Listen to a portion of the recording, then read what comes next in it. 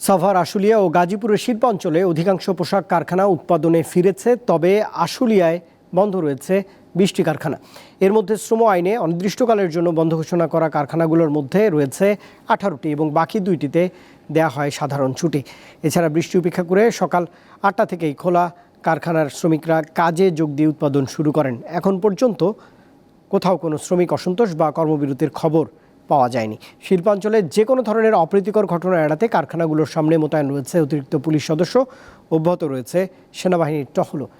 এদিকে শ্রমিক অসন্তোষ নিরসনে অভিযোগ পর্যবেক্ষণ কমিটির সদস্যরা আশুলিয়ার কয়েকটি পোশাক কারখানা আজ পরিদর্শন করেছেন। তারা কথা বলেন শ্রমিক মালিক সহ পোশাক খাত সংশ্লিষ্ট ব্যক্তিদের সঙ্গেও। রাস্তা বন্ধ করে বা ফ্যাক্টরি বন্ধ করে কাজ বন্ধ করে থাকার কোনো দরকার নেই।